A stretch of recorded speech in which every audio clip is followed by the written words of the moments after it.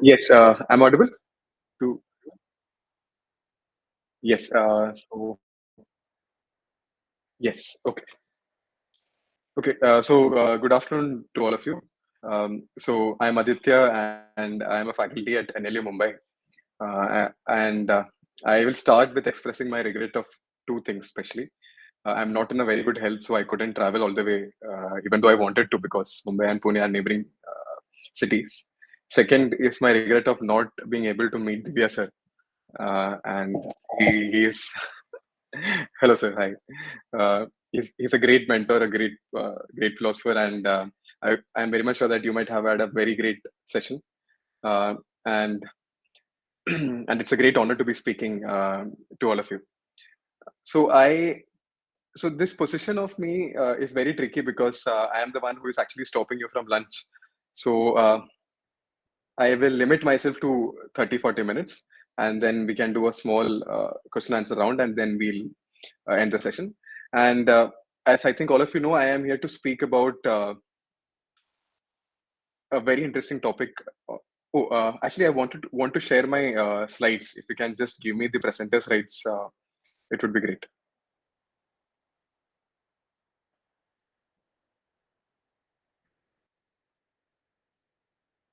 So if you can give me the sharing rights.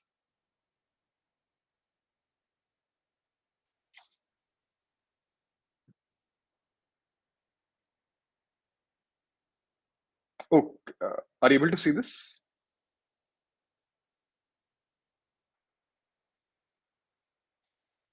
Please let me know if you can see the slides. Oh no.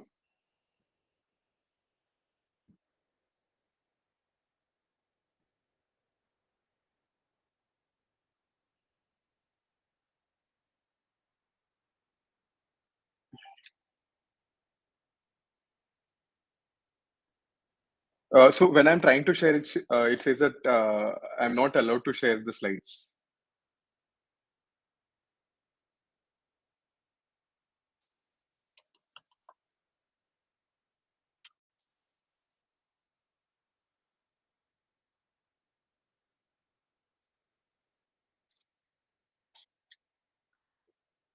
Yes, yes, yes. I'll do it. I'll do it quickly. Uh,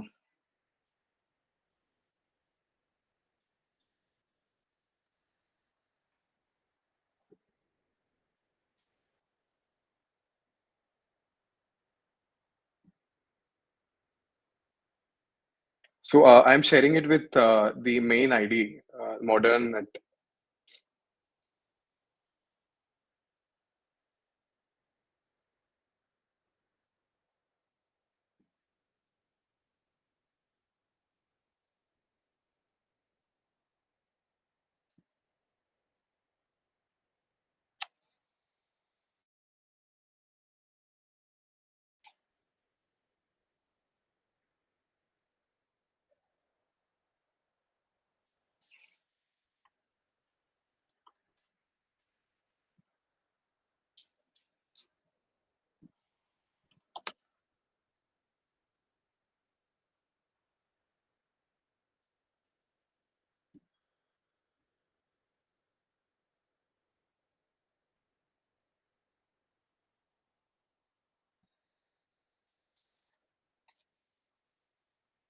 Yeah. Did you get it?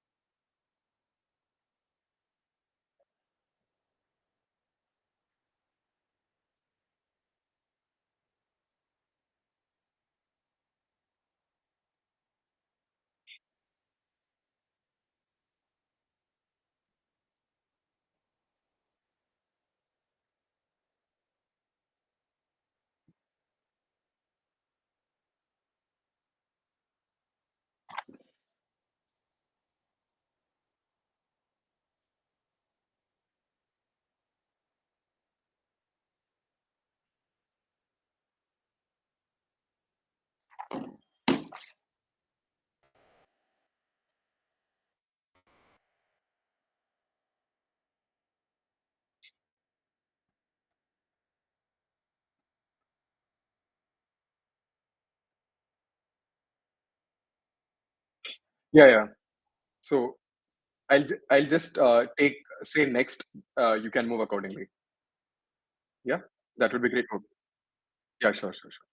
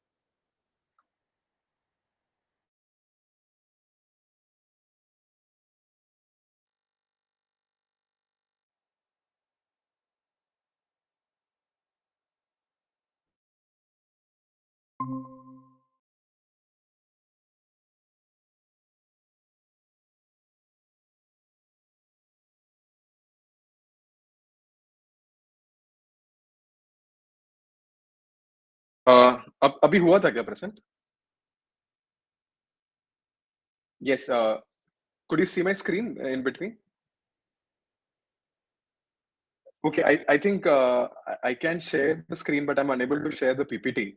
So what I'll do is that I'll share my window in that case. I'll share my window.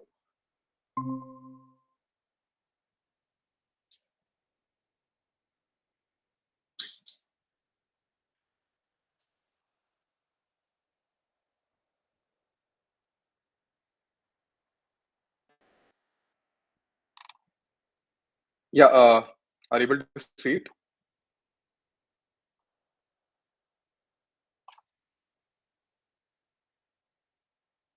Okay. Perfect. Perfect. Perfect. We'll start. We'll start. I think we are running out of time. Yeah.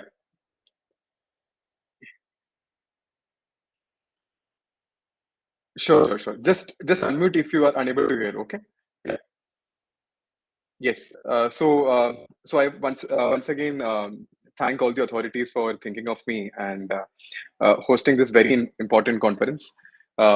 So, as I think even Divya sir would agree that it gives us a real pleasure when law schools other than NLUs enter into this domain and invest their resources and time in hosting conferences on such a relevant theme of outer space and global governance. So, I am here to speak about overt weaponization of space and a regulation of ASAT weapons. Okay. So, before I start, I'll just decode what the terminologies are. So, if you can see the screen, you will see that I have talked about ASAT weapons. Okay. So, it is nothing but anti-satellite weapons. Okay. And the idea of weaponization of space that we hear very often in over the past decade, you will see that it is nothing but something similar to what we saw in our movies. For example, the Star Wars movies, wherein you could actually see that space as a domain was getting a lot of traction in terms of military activities.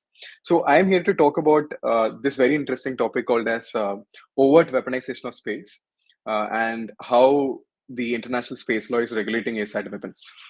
So I think all of us who, even if you don't have a proper training or exposure to space laws, all of us might have heard about Elon Musk or the Amazon founder Jeff Bezos, who are investing a lot of resources to do space exploration. So you actually see that when we talk about space law, there are actually three main types of exploration that happens. Okay. So first is the civilian use of space. That is how the state uses civilian money to do civilian exploration. Okay. For example, that is what NASA is doing, or that is what India did in the case of Chandrayaan.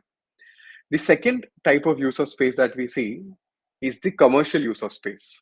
Okay, so the commercial use of space is something what SpaceX is doing, or the Blue Origin is doing, or a private entity that is venturing into this domain of space exploration. And the third idea of space exploration is something that we are going to talk about in today's talk, and that is the military use of space. Okay, so I think even when we are talking about civilian use or military use, something that brings attention by a lot of people is that why do we need to explore space? And there are a lot of skeptics who argue that when there is so much problem on Earth, why should we spend our money exploring something that is far fetched? Okay, so to begin with this idea, you have to understand that many of us believe that space is one of the biggest innovations that we are seeing over the past few years. Okay, not just in terms of the satellite that the space is giving all of us, but it is also becoming very interesting considering the developments that we are seeing in the outer space. For example, there is medical research that is going in outer space. For example, you have something called as the International Space Station, wherein you are actually seeing a lot of medical research being done, and there's a possibility that over the coming few years you would be seeing maybe a cure for Alzheimer's or a cure for some incurable disease coming out from the innovation that international actors are doing in the outer space. For example, there are a lot of discussions regarding telemedicine. Now we are entering into a phase where we are now thinking about exploration of asteroids and mining in outer space. So you actually see that investing in space holds a lot of value for humans on Earth. Okay, on the other hand, we have private entities thinking of making humans as an interplanetary species, and you actually see that many of the investments that we are doing in space, we are going to get returns that that cannot be unmatched in terms of a value that could be associated with this. Okay, and this is what this journey of space exploration we talk about. All of us would know that you know uh, there was this era wherein USSR and USA, these two big states, in the post World War II era, started a race of its own. Okay, and it was broad theme of Cold War, but it also had a conflict between who will control or hold a certain element of hegemony when it comes to control over resources. And this idea also trickled down to this fact of space exploration. Okay, so the story of space law or the story of space exploration is not very old for legal scholars. So you actually see that the development starts after 1950s. Okay, and one of the most important development is the launch of Sputnik. Okay, and the launch of Sputnik was also the idea that now humans can think about space as a domain that can be controlled.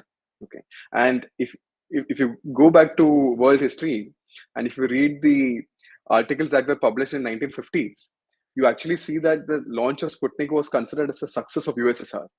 Okay, and one entity that always becomes jealous of the success of USSR at that point of time was USA. Okay, and the inherent insecurity and seeing that USSR succeeded them in one aspect of space exploration led to US also investing a lot of resources into space. Okay. Now, when we talk about the launch of Sputnik, or when we talk about USSR or USA trying to explore space and finally the first human landing that happened on moon has a very different narrative when we talk about human innovation and how humans are now thinking of space. But simultaneously, while this was happening, there were also attempts by various organizations in USSR and USA, which were backed by the states, to actually think about this idea of looking at space with an element of security in it.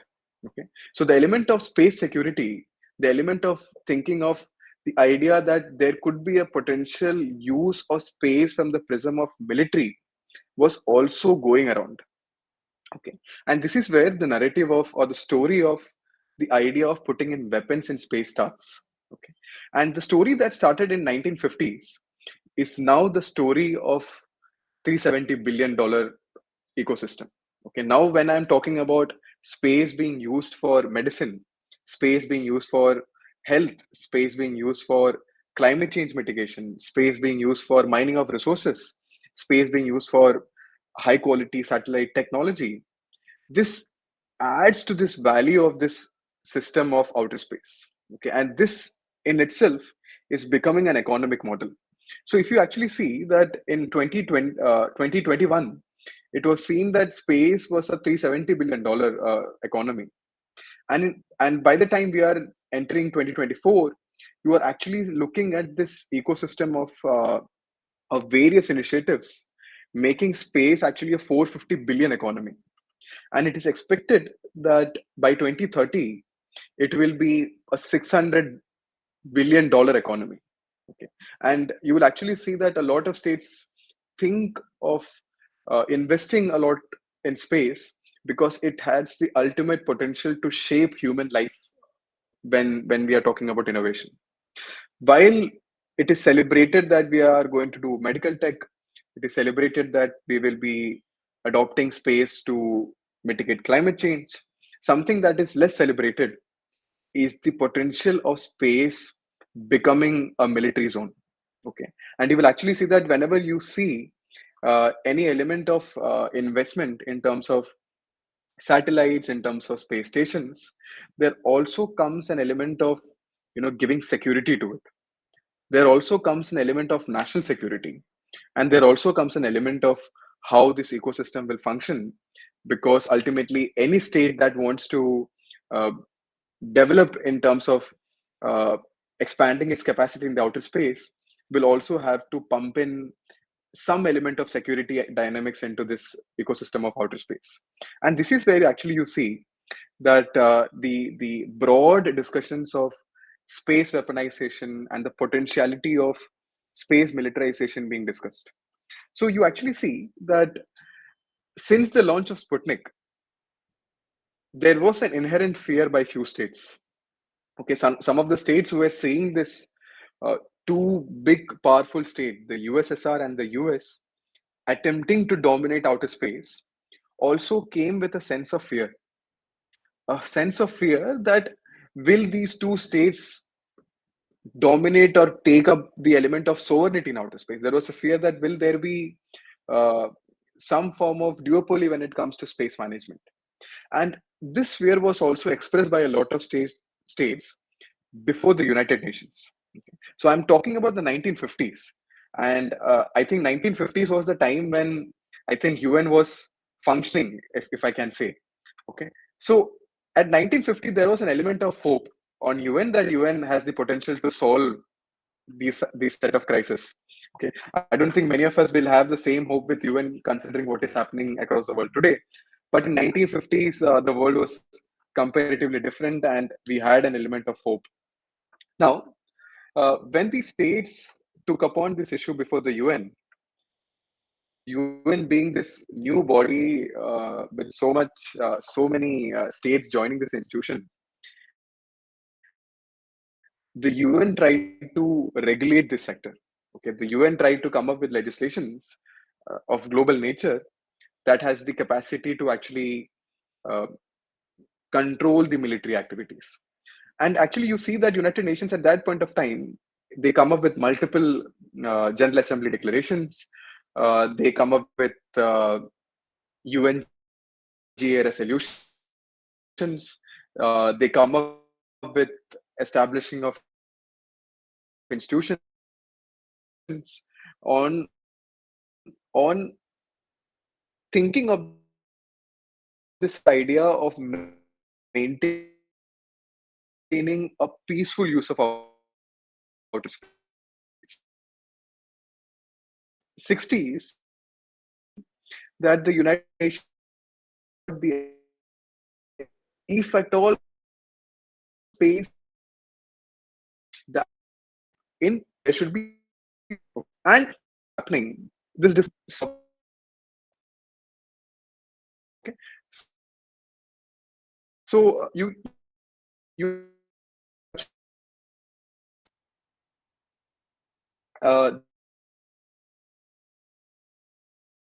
that in the 1960s the United. I'm audible now.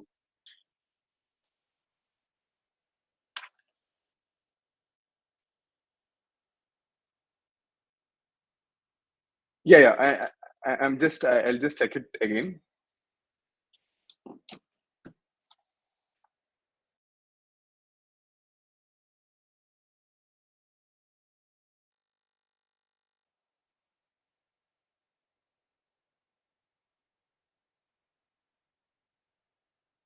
I'm audible now.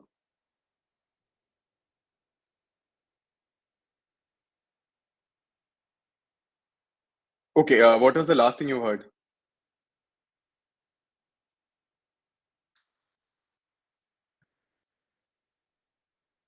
Yes. Okay, sure. Okay. Yeah, sure. So I'm sharing my slides again. Uh, yeah, can you see it now? Yeah, okay.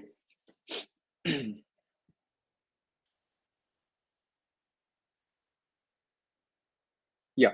So, I was talking about the geopolitics that we were seeing in the 1960s, wherein the discussions of of regulating space was happening. Okay, and if you actually see, the developments at that point of time, even at the United Nations, the world was actually split into two groups. Okay, and the two groups uh, who were discussing this issue of the idea that space should be used for peaceful purpose had two different ideas regarding the what could constitute as a peaceful use.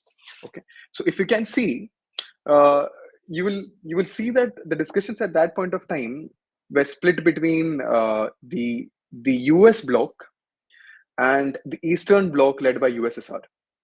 Okay, and yeah,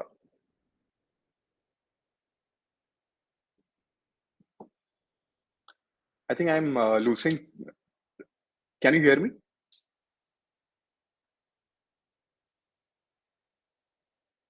Yeah, sure. Okay. So at that point of time in the 1960s, you actually see that the discussions were split into two groups.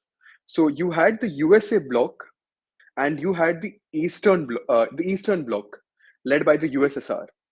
And if you can actually get a sense of that point of time, you will see that the USSR bloc, they were advocating for a complete disarmament of space.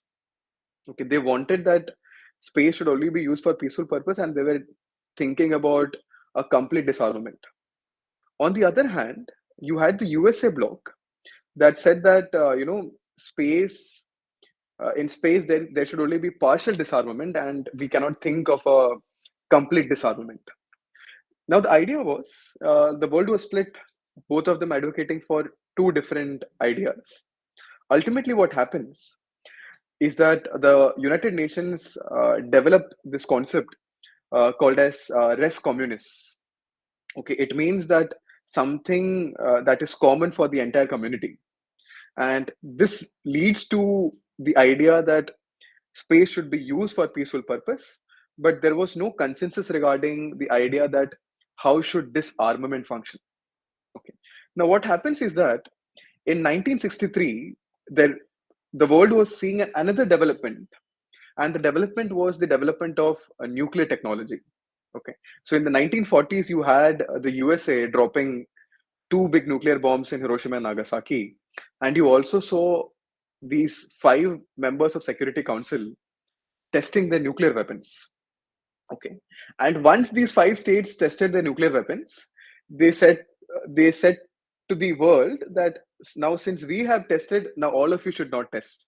Okay, and in 1963 there was something called as the Partial Test Ban Treaty, called as the PTBT, and this test actually banned something called as the nuclear testing of nuclear weapons. So in 1963 the UN came up with this document called as the Partial Test Ban Treaty, wherein testing of nuclear weapons was banned. Now, while this negotiation was going on, the UN was simultaneously discussing this idea of how to regulate space. Okay, and this begins, another set of negotiations regarding if we want to legislate the outer space governance model, should we include the testing of nuclear weapons into this debate? Okay, and here starts another discussion that begins a new phase for legislating outer space, and that was the outer space treaty. Okay, and ultimately after years and years of negotiations, with so much conflicting opinions, with leaders talking about multiple ideas of how space is to be governed, ultimately a point was reached wherein a document was created, and that document was called as the Outer Space Treaty of 1967. And if you read the Outer Space Treaty, you will actually see that there is a very interesting article, that is Article 4 of the Outer Space Treaty. So if you go to Article 4 of Outer Space Treaty, you will actually see that it talks about how space is to be governed. Okay, so Outer Space Treaty is also called as the many people call Outer Space Treaty as the most important document when we talk about outer space governance, and the benefit that it gets was also because it was one of the first treaties that we framed. And if you go to Outer Space Treaty, Article 4 of Outer Space Treaty says that state parties to the treaties undertake not to place in orbit around the earth any object carrying nuclear weapons or any other kinds of weapons of mass destruction. Okay, so Article 4 says the state shall not place in orbit any object carrying nuclear weapons or other kinds of weapons of mass destruction. Okay, so Article 4 is very clear that it is talking about nuclear weapons or weapons of mass destruction. Okay, now the problem with Article 4 is that Article 4, when it was drafted in 1967, this article was sufficient. This article was good. But the world of 1967 is not the world of 2023 or 2024. Now we are seeing states developing something called as modern conventional weapons. Okay, now we have something called as ASAT that I was trying to talk about. We have conventional weapons that are not nuclear weapons or that are not considered as weapons of mass destruction. Okay, and in this context, Article 4 that talks about nuclear weapons or Article 4 that talks about similar weapons of mass destruction, they hold no value to the old nomenclature of Article 4. Okay, so the fundamental problem that we see here is that Article 4 that was drafted in 1967 is not enough to think or regulate the modern weapons. Okay, now there is another problem to this. Okay, the second problem is Article 4 of the UN Charter say of the Outer Space Treaty says states shall not install such weapons on celestial bodies or station such weapons in outer space in any other manner. Okay. So the second problem with Article 4 is that it talks about install such weapons in outer space. So Article 4 is not talking about testing of weapons. Okay. So there is another problem with or a loophole in its interpretation that states argue, oh, you have the Outer Space Treaty, well and good. Outer Space Treaty is prohibiting nuclear weapons and mass destruction, weapons of mass destruction. It is not talking about conventional weapons, so that is good. Second, it is talking about installation of similar weapons. So it is not talking about the testing aspect. Okay. Now there is one more, interpretation, a very interesting interpretation of Article 4. And Article 4 also says that the moon and other celestial bodies shall be used by all states exclusively for peaceful purpose. Okay. So I think when Outer Space Treaty is talking about peaceful purpose, all of us will have an idea that, oh, peaceful purpose means we should not put in weapons. But for many states, peaceful doesn't mean putting of weapons. Many states argue that peaceful would mean aggressive. Okay. And many states argue that since we are testing our weapons, by merely testing of weapons, we are not showing our, we are not showing our element of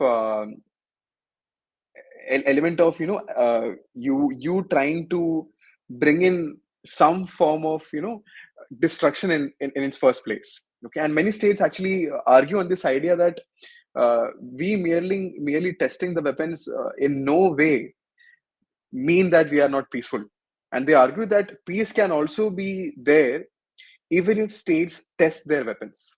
Okay, so if you actually see Article 4, it has been interpreted in multiple ways. Okay, some say that it is not, it is okay if you don't do nuclear testing, but you can test another weapons. Some say that it is talking about not to install. We are not installing, but we are merely testing.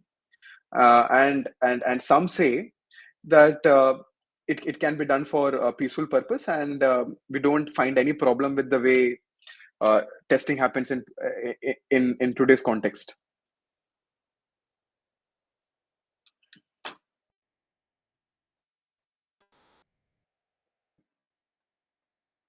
Yeah, am I audible to all of you? Yeah, yeah. So, so if you actually see the idea that I'm talking about, the idea of how Article 4 was interpreted, you actually see that the discussions became more interesting over the past couple of years, especially because of United States. Okay, so United States few years back launched something called as the Space Force, United States Space Force.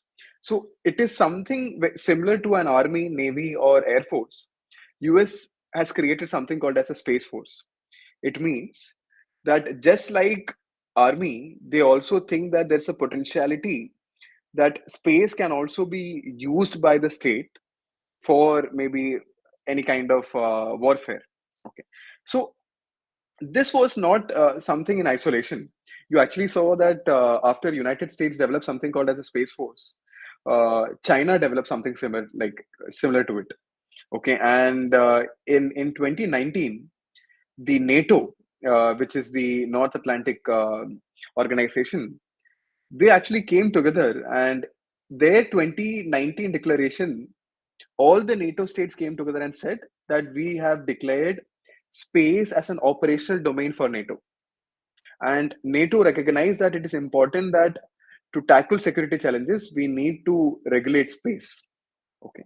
So you have the US that has an institution in place to talk about space wars. You have the NATO recognizing space as an operational domain. You have countries like China, a lot of states in Europe who are developing something similar to, the space force. And all of this was very concerning for a lot of smaller states like us. And this was also raised by the United Nations, wherein the United Nations called upon states and asked these states if we could think about, regulating this sector by coming up with a new treaty. So in 2022, the UN speakers renewed a call for treaty to prevent arms race. Okay. Now the problem is that even though space is such a developing area, there is so much thing happening in space. You will see that the United Nations legislative functions with regard to regulating space stopped in the 1970s. Okay, after 19, by the end of 1970s and with the beginning of 1980s, you actually see that United Nations, we have not come up with a treaty talking about regulating outer space. Okay, it is also because of the growing geopolitical conflicts, but you actually see that this area of space governance is something that even the United Nations is struggling. Okay, so you actually see that even though UN is so important, even though space governance is so important, we have not seen a proper legislation since the 1980s. Okay, so we have been unable to do this since the 1980s. Now we are again asking the states to come together and regulate space, regulate their idea of, arms race. Okay, and this to a great extent is something that many people think holds no value considering how geopolitics function. Now, uh, while we are now talking about the idea that space can be weaponized or there could be a military use of space, military use of space, something that has influenced the discussions of outer space militarization is also the fact that there is no clear cut definition regarding what do you mean by weapons in space. Okay, there is no definition of what do you mean by military use of space, nor there is a definition regarding what can be a possible militarization. Okay, and many states or many government leaders argue that just putting in weapons in outer space doesn't mean that we are weaponizing it. Okay, now the problem with this argument is that we are unable to come up with any form of conclusion in the first place. Second, states don't want to do something called as demilitarization. Okay, because all of us are now concerned about the security aspects. All of us are now concerned about uh, of protecting the national security by strengthening space weapons. Now we don't want any form of regulation. Okay, and this has also influenced a lot of states developing something called as ASAT weapons. Okay, so if you can see the slide, you can actually see ASAT weapons are nothing but missiles, that you send from Earth. Okay, so these are actually weapons that you send from Earth. From the surface of Earth, it has the potential to go and hit a satellite in the outer space. Okay, so that's the reason it is called as anti-satellite weapons. Okay, so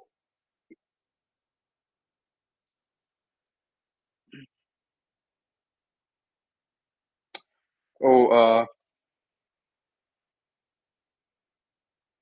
yeah, yeah, sure, sure, sure.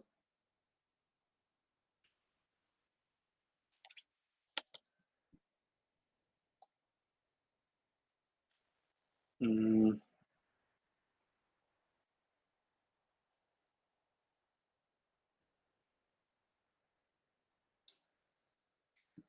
Actually, I think there's some problem. My slides are stuck. Is it okay if I just speak? Okay, okay. Yeah, I'm so sorry. I think there's a technical error from my side. Okay, so I'll just yeah, yeah. So I'll just explain it to all of you. But are you able to see me?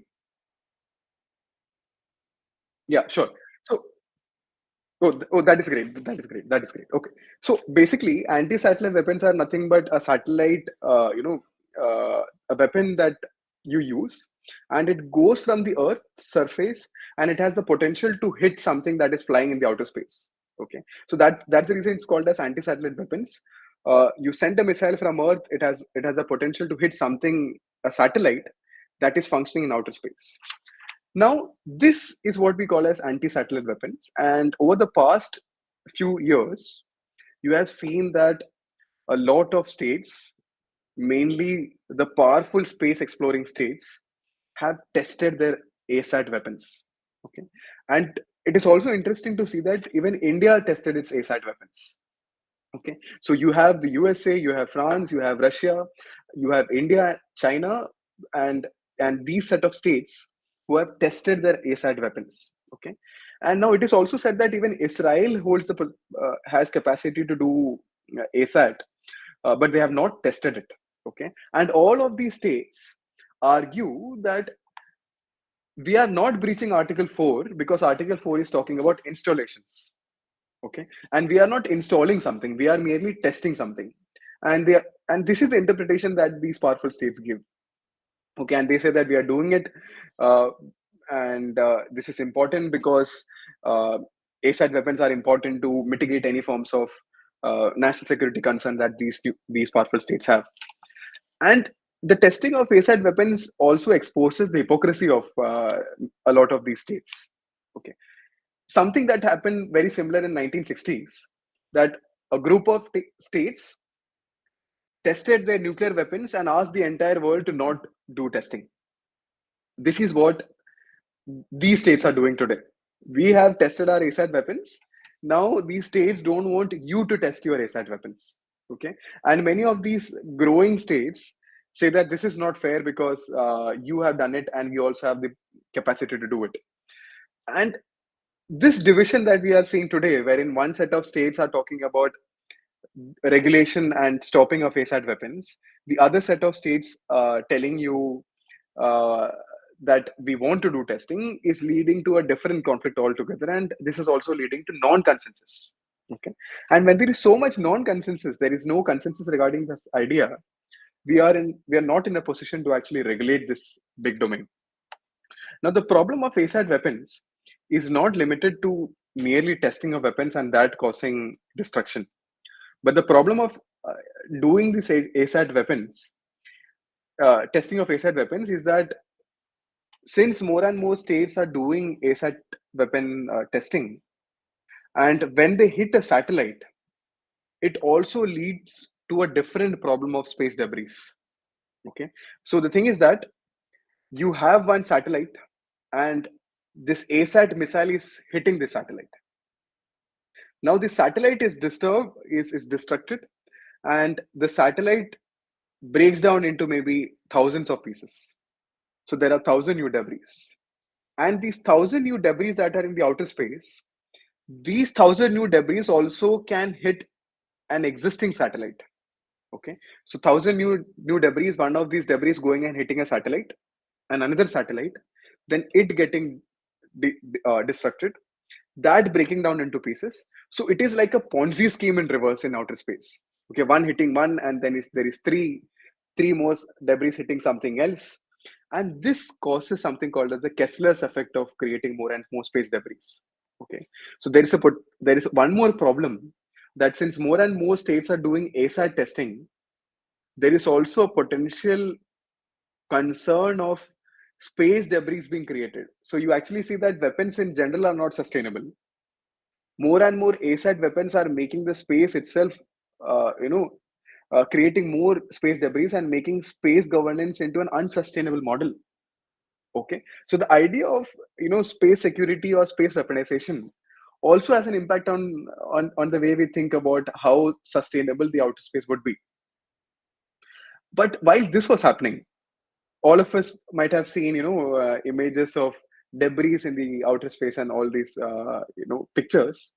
Something interesting happened few months back, and the event was one of the space debris actually fell on moon, and it caused some damage on the moon.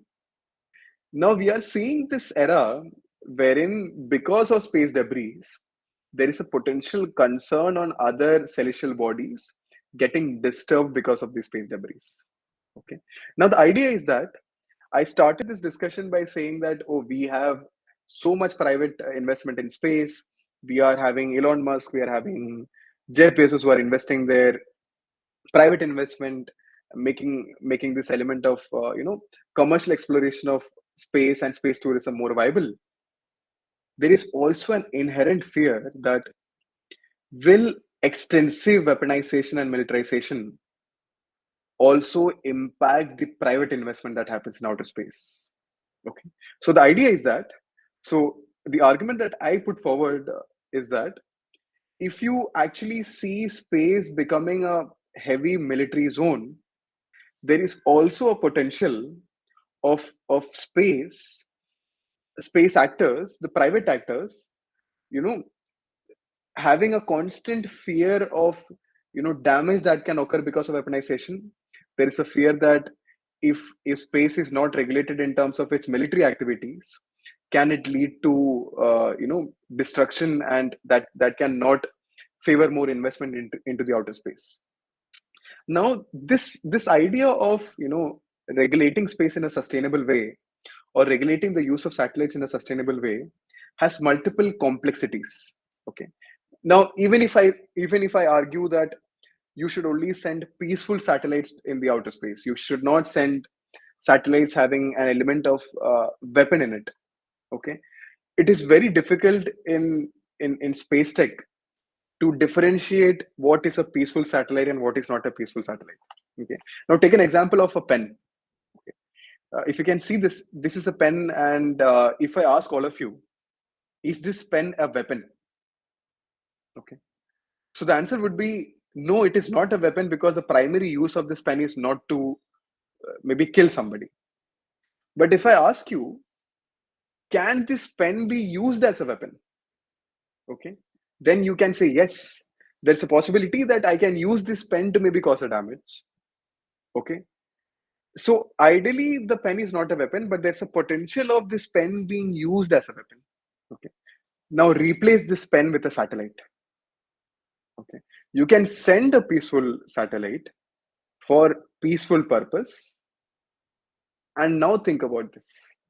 Can a peaceful satellite turn into a kamikaze satellite and cause destruction? So the answer is yes. So the idea is that it is very difficult to actually differentiate between a peaceful satellite and a non-peaceful satellite. And now these are the scientific complexities of regulating outer space. Okay, and in this context, the problem of ASAT weapons, the problem of rampant testing of weapons, further complicates this problem. Okay, now you have weapons going from Earth, hitting the satellites in the outer space.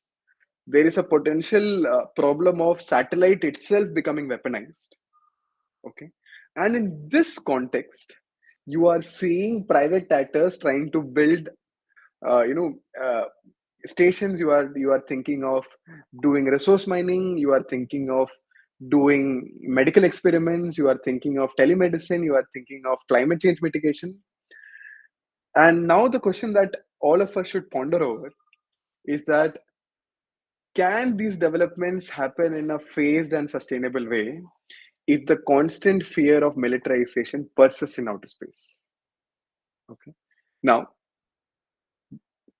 the catch to this is that, despite all of us recognizing that this is a problem, we are not seeing you know fruitful international regulations.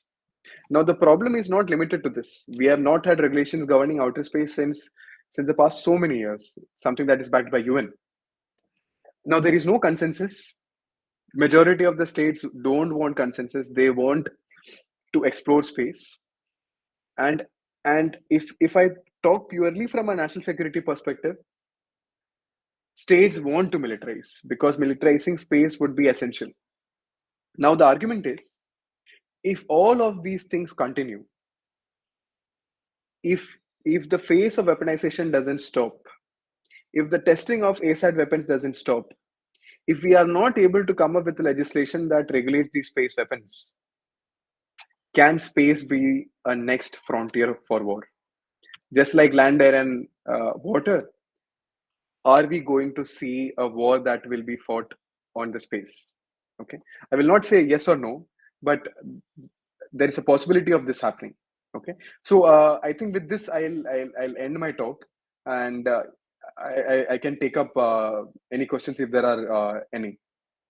Yeah. So over to the organizers.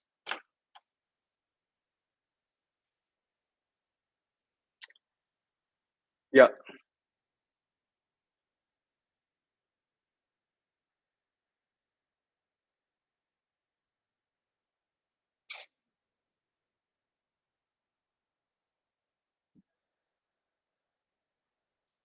Actually, I'm unable to stop my screen also. I hope it's okay. Yeah.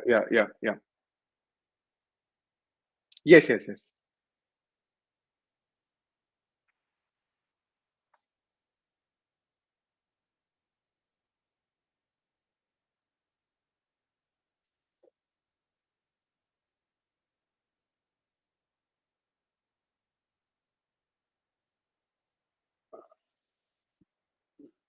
Uh, can you please? I couldn't hear it properly. Is it legal or if there are any regulations? But what was that word? Weapons in space.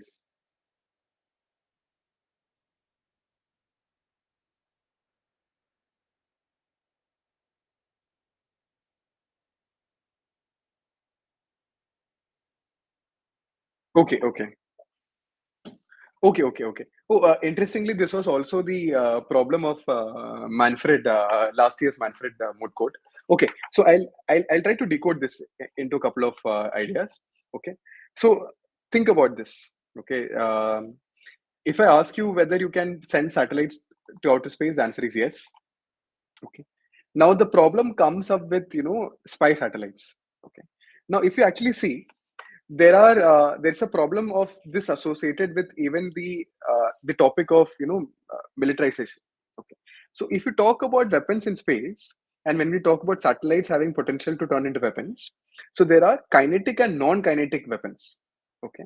And non-kinetic weapons are basically satellites having the potential of lasers, satellites having the potential of frequency, jamming frequency and creating attacks. Now, in this context, you actually see the use of spy satellites for two things. Okay, so you have spy satellites that is collecting information. Okay, that's something that you see in the movies, and there are satellites performing functions like jamming of frequency and all these things. Now, the idea is that according to United Nations document on space governance, that is Outer Space Treaty, you say that space should be used for peaceful purpose. Okay, now you can blatantly say that any form of spy satellite breaches the fundamentals of international law. Okay, it breaches the fundamentals of international law, and you actually see that there could be a potential using of the articles on responsibility of international wrongful acts attached to these kind of actions, the RCWA to these kind of actions. But the problem of spy satellites is different in theory and different in practice. If you purely talk about the theoretical aspects, it is breaching the fundamentals of international law. But if I tell you about the practicality of these things, it is very difficult to actually attribute things to these spy satellites. It is very difficult to ascertain the nature of spy satellites. It is very difficult to hold accountability of these spy satellites. Okay. Now, actually, the problem with this is that in space you continuously see monitoring of information, collection of information that happens. But the idea is that not every state has the capacity to mitigate it. Okay. So the answer would be, according to principles of law, it is wrong.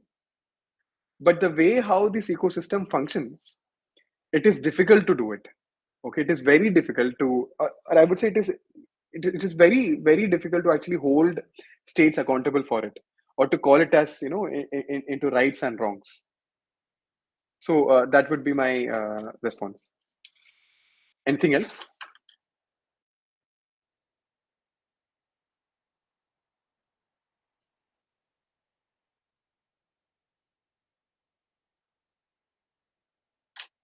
Kessler syndrome. Okay. So Kessler syndrome is nothing but basically, something that I talked about.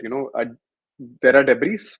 Something hits a debris, per se, and this new thing that hits a debris creates more debris, and these debris actually create more debris when it will maybe hit something else. Okay. So think of it like a Ponzi scheme. Okay.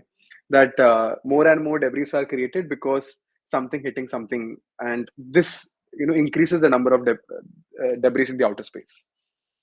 Now there are two things to this. Okay.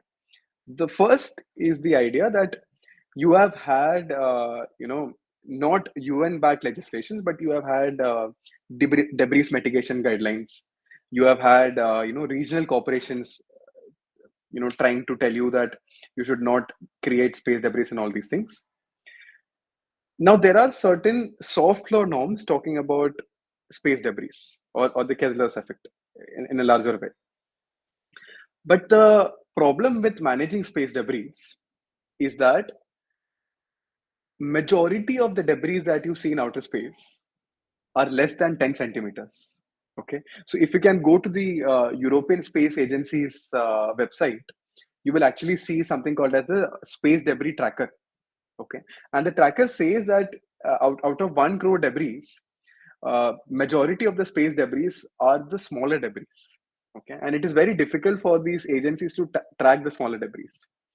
And 10 centimeter for you would be nothing if I say. But think about a space debris of 10 centimeter traveling in a near gravity zone in outer space. Even that 10 centimeter debris has the potential to cause great damage. For example, there was recently a case wherein a small debris, it was 6 centimeter or 7 centimeter debris, that hit the International Space Station. And it also caused huge financial damage to the space station. Okay. Now the idea is that there are guidelines you mentioning that you take certain measures, try to create less debris. But I think that with the problem of space debris, law is not a solution to this problem. Okay. The real solution to this problem lies in technology. And if you read about the technology, you actually see that there are tech innovations happening done by institutions like NASA. For example, there is something called as a spider that is being created by NASA, wherein this has a claw and it has the potential to capture large debris. Okay. So the technology is responding at a faster pace as compared to the law. Okay. And the problem of space debris can only be tackled with technology. Okay. So you have soft law norms, you have debris mitigation guidelines and all these things. But the real solution to space debris will not be law, it will be technology. Okay. It will be how tech is actually pushing these space debris outside or pulling these space debris inside. Okay. Once you pull the space debris inside, then because of gravity, by the time it will come down, it will burn. And if you push it outside, it is better for the satellites. And both these things cannot be done by law, it will be done by tech. Okay. So we should actually think about space from a technology point of view. And this is what happens when you read subjects like space law, because law holds very less value in space in space governance. It is actually the tech and the ancillary fields that can bring in fundamental changes. Law can only facilitate these changes. So with Kessler's effect also, the answer lies in tech. That's what I feel. Yeah. Any other questions?